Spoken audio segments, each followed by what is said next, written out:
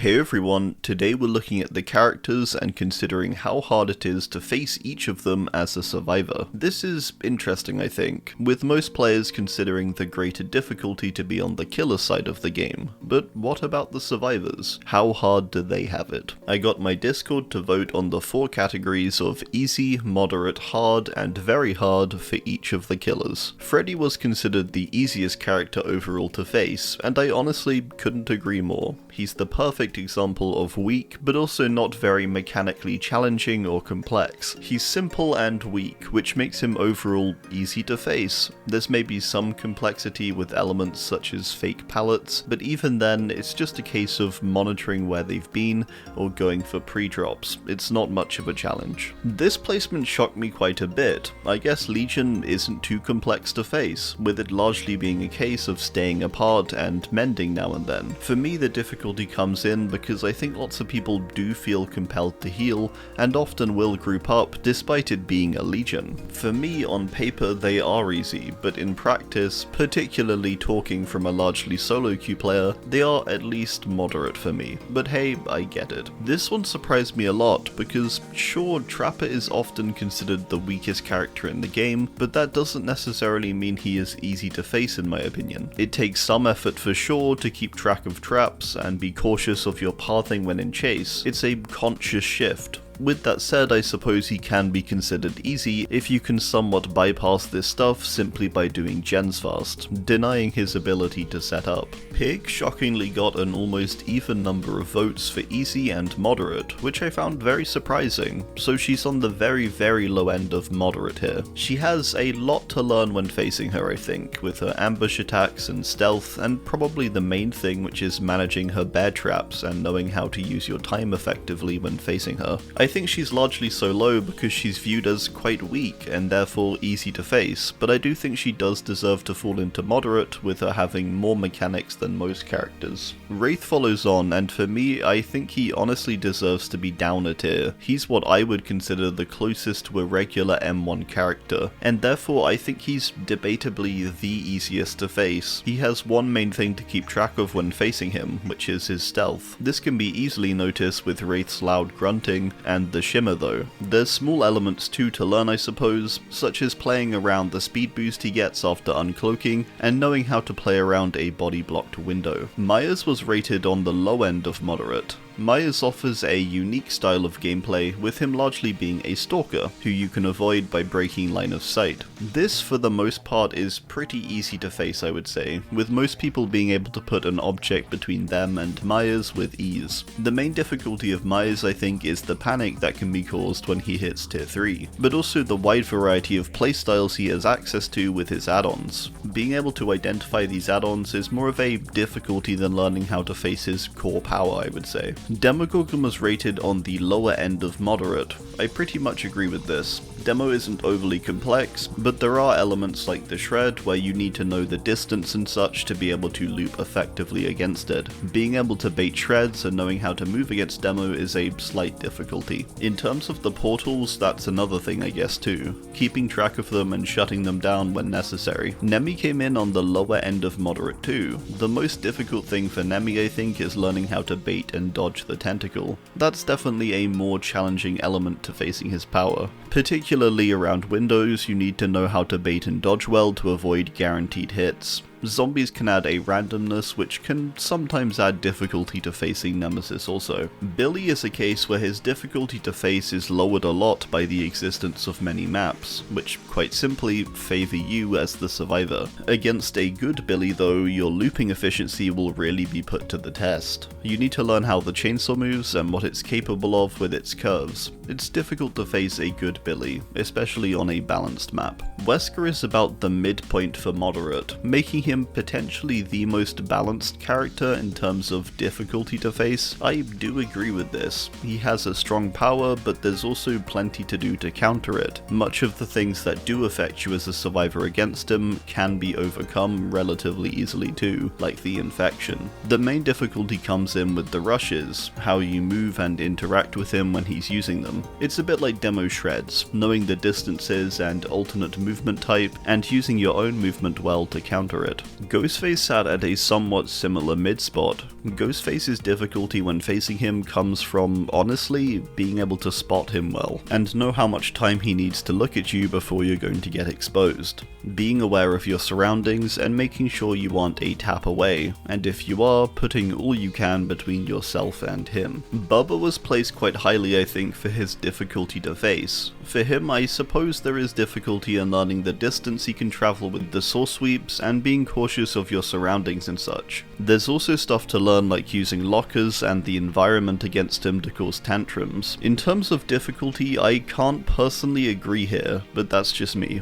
A basement Bubba? Then sure, maybe. I think that's what's really making this higher. Doctor's next, and I think he for sure has some moderately difficult elements when facing him. Madness can be confusing and hard to handle at times, depending on add-ons. You need to be able to hit tougher skill checks, manage your madness, and in Chase you need to be able to know how to manage shocks in order to not be caught out at a pallet or window. Twins got placed relatively low, I think, for their uniqueness. They are quite difficult to face, I think, with Victor being a really hard character to deal with and face. He's small, quiet, and is capable of dealing serious damage to a team. Facing twins does require more coordination, whether this comes in the form of trying to hold Victor, or simply working together to bait Victor and get a kick in. Monitoring the whereabouts of both twins is also important to your success against them. Sadako is a little more complex since her rework. You need to pretty much always have a tape in your hand to stop the progression of condemnation. There's a much closer attention needed when dealing with Condemned now. Aside this, you also need to be aware of her whereabouts, listening for the static cues and being wary of her TV locations and such. Deathslinger is mainly difficult for his ability to be very aggressive and quite scary on loops, particularly low wall loops. You need to be aware of the small visual and sound cues for when he readies his rifle, and be able to use your environment and teammates effectively if you do get speared. Similar to a few others I mentioned, Slinger is a case where learning tiles and being wary of the environment around you is a key feature, which definitely amps up the difficulty.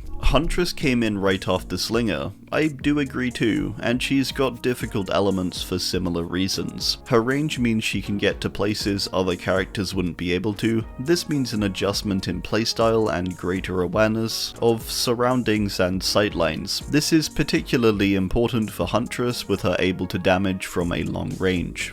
Dredge can be difficult because of its unique mechanics like Nightfall, which test you a lot by restricting your available information, making it difficult to loop and gather information effectively, and so making it quite difficult to face.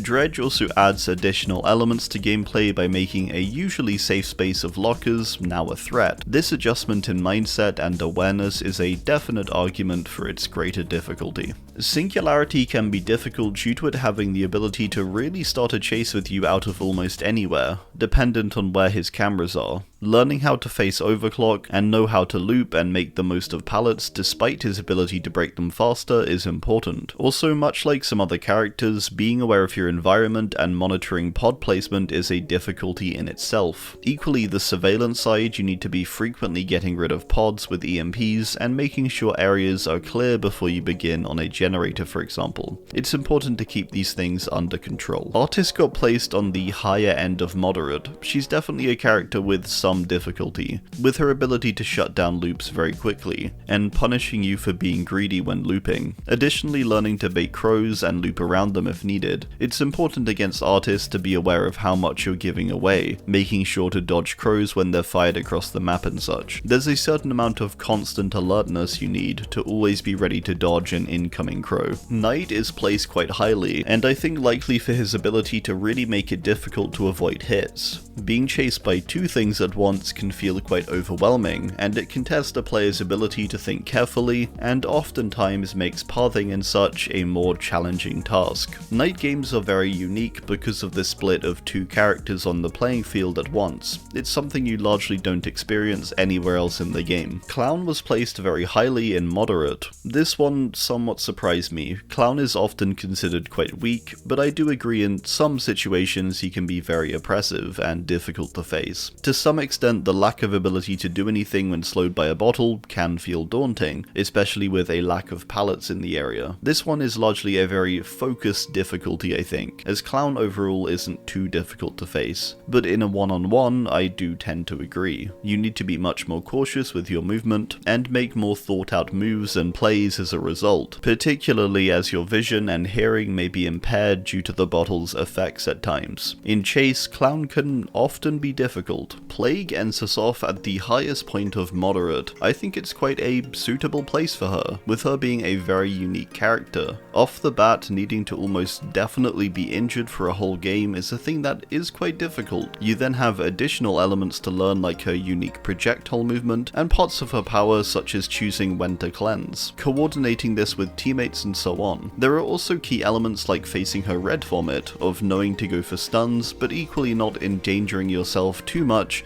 that this downs you faster. Plague is complex and definitely a challenge to face. Oni got primarily hard but also had a lot of votes for moderate, making him on the lower end here. Oni does require a bit more thought I think when facing him. In the early game you need to do your best to not get hit and supply blood, but also be wary of the resources you are using. When he is powered up, you need to again stop him from getting blood, but also play in an altered way against his demon dash, which makes him move in a unique way and able to glide off of objects and such. It requires a notable adjustment to your movement and play against him. Trickster was an interesting one because he got a lot of votes for moderate also, making him on the low end of hard here. I think this comes down to Trickster being in a weird spot where he's really oppressive when in chase, particularly in many maps and areas with low walls, but as a character overall, he is relatively weak, with him lacking map control and the ability to pressure more than one survivor at once. Dodging his blades is definitely a skill to be learned, learning when to bait and predict blade throws, and using your environment and movement to the best of your ability. Weak character overall, but with some definite difficulty when facing him. Skull Merchant was maybe the most interesting case, being placed almost equally into moderate